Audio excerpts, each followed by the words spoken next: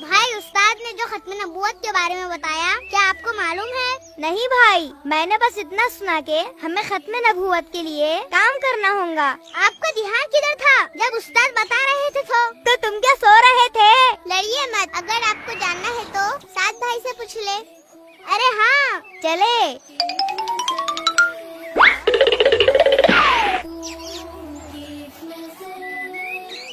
سعد بھائی، سعد بھائی، سعد بھائی، عواب بھائی ادھر آئیے، سعد بھائی یہاں ہے۔ السلام علیکم۔ وعلیکم السلام۔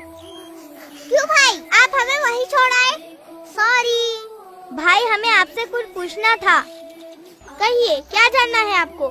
بھائی یہ ختم نبوت کیا ہے؟ ہاں بھائی، ہمیں یہ جاننا ہے۔ ماشاء اللہ، آپ نے بہت اچھا سوال پوچھا ہے اور ہر مسلمان کو یہ جاننا بہت ضروری ہے۔ کیا واقعی؟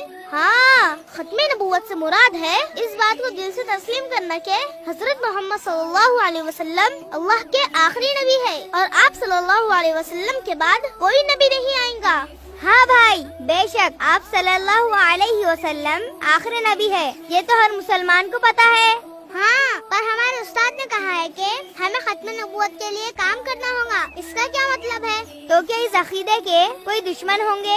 ہاں بالکل، آپ صلی اللہ علیہ وسلم نے ان دشمنوں کے بارے میں فرمایا میری امت میں 30 جھوٹے پیدا ہوں گے جو نبی ہونے کا دعویٰ کریں گے۔ کیا بھائی کیا آپ صلی اللہ علیہ وسلم کے بعد کوئی نبی آ سکتے ہیں؟ ہرگز نہیں۔ آپ صلی اللہ علیہ وسلم کا ارشاد ہے لا نبی بعدی، میرے بعد کوئی نبی نہیں، اور قرآن کی تقریباً 100 آیات عقیدہ ختم نبوت پر دلالت کرتی ہے۔ پھر بھائی یہ جھوٹے لوگ کس طرح یہ دعویٰ کر سکتے ہیں؟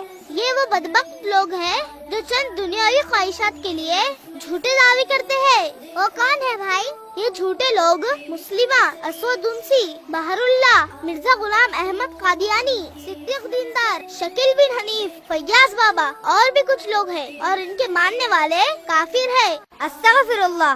استاد نے صحیح کہا تھا، ہمیں ختم نبوت کے لیے کام کرنا ہوگا۔ ہاں بھائی بالکل، ہمیں عقیدہ ختم نبوت کے بارے میں سب کو بتانا ہوگا کہ ہمارے پیارے نبی صلی اللہ علیہ وسلم آخری نبی ہے اور ان کے بعد کوئی نبی نہیں آئیں گے، تاکہ غفلت میں ہمارے مسلمان بھائی اور بہنیں ان جھوٹوں کی باتوں میں نہ آئے۔